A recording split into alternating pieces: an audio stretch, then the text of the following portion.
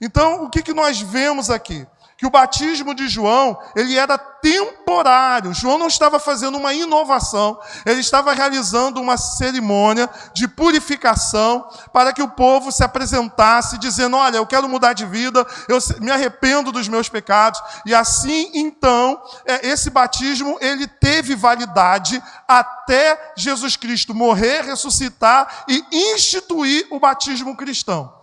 O batismo cristão, ele é diferente, porque ele é muito, vamos assim dizer, ele é completo, porque o batismo de João, em algum sentido, ele aponta para o batismo cristão.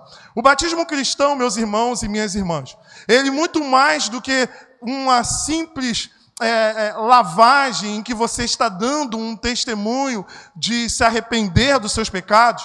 O batismo cristão é uma dádiva divina, é a graça de Deus sendo manifestada através do sinal do batismo, onde por meio do batismo Deus nos fala que nós somos recebidos como filhos de Deus, que nós somos perdoados dos nossos pecados, que nós somos morada do Espírito Santo e que nós somos enxertados no corpo de Cristo, que é a igreja. O batismo de João não fala dessas coisas. O batismo cristão fala, olha, você é filho de Deus. Olha, você foi nascido de novo. Olha, você é perdoado dos seus pecados. Olha, você é templo do Espírito Santo. Olha, você é membro da igreja, do corpo de Cristo. O batismo cristão é a circuncisão da nova aliança. Porque no Antigo Testamento, uma pessoa, quando fazia parte da comunidade do povo de Israel, ela era o quê? Circuncidada. Ou seja, havia, uma celebração, uma cerimônia, em que o órgão, masculino, o prepúcio, a pele sobressalente, do órgão genital masculino, era cortado, significando a remoção do pecado, significando o sangue derramado como aliança, como purificação, e aquela pessoa passava a fazer parte do povo de Deus, era colocado como filho de Abraão ou como descendente de Abraão. E olha que Deus, ele faz isso tanto com Abraão, mas ele também pede para que o filho de Abraão, no 8º dia, fosse o quê? Circuncidado, porque os filhos dos crentes também são colocados na aliança do povo de Deus. Ou seja, nós colocamos os nossos filhos também como parte da igreja. Nós não esperamos ele crescer para poder dizer, olha, agora você escolhe. Não, ele já nasce como parte do povo de Deus, e é claro que com o passar do tempo, ele haverá assim então de confirmar a fé que recebeu dos seus pais ou não.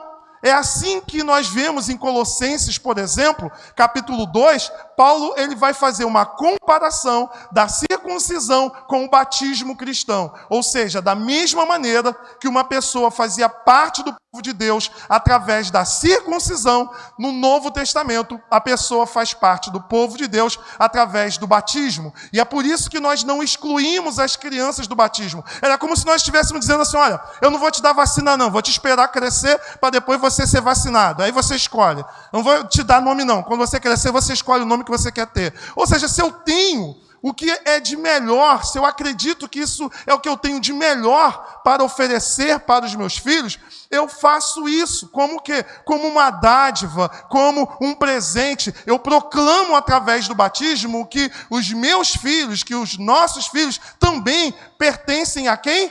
A Deus. Qualquer igreja, a pessoa só faz parte dela se ela for o quê?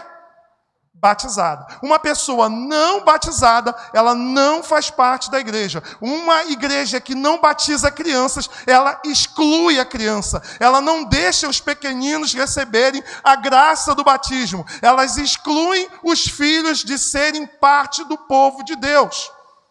Ou seja, numa igreja que criança não é batizada, só faz parte da igreja quem é adulto.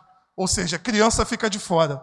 Nesse sentido, nós entendemos claramente, perfeitamente, à luz das Sagradas Escrituras, quando casas inteiras eram batizadas. Nós vemos relatos de casas, o chefe da família, quando se convertia, toda a casa era batizada, era a prática do mundo antigo. Quando um chefe da família aderia a uma religião, toda a família aderia a uma religião. Foi assim com a casa do carcereiro, foi assim com a casa de Lídia, foi assim com a casa de Stephanie.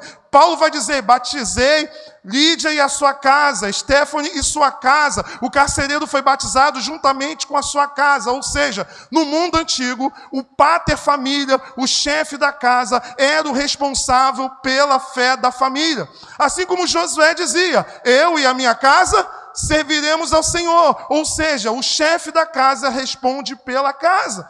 Assim também é hoje. Você responde pelo seu filho que é menor de idade. Então, irmãos, a igreja sempre batizou crianças. A prática de não se batizar criança, ela é uma invenção recente na história da igreja e deve ser visto como pecado e como algo que nós devemos rechaçar. Porque a igreja sempre praticou, porque a Bíblia nos ensina que os filhos fazem parte da comunidade da fé. Sendo assim, quando nós praticamos o batismo de quem já é batizado, isso é pecado, isso é negar que você é cristão. Ainda mais uma pessoa adulta se batizando e se rebatizando, é dizer, eu não era cristão, estou sendo cristão agora. Um cristão de verdade não pode aceitar ser batizado novamente pelo fato de estar negando a sua fé, a sua caminhada, até aquele momento em que ele foi batizado novamente. Não existe rebatismo. A Bíblia diz, há um só batismo, porque há um só Senhor. Ou seja, você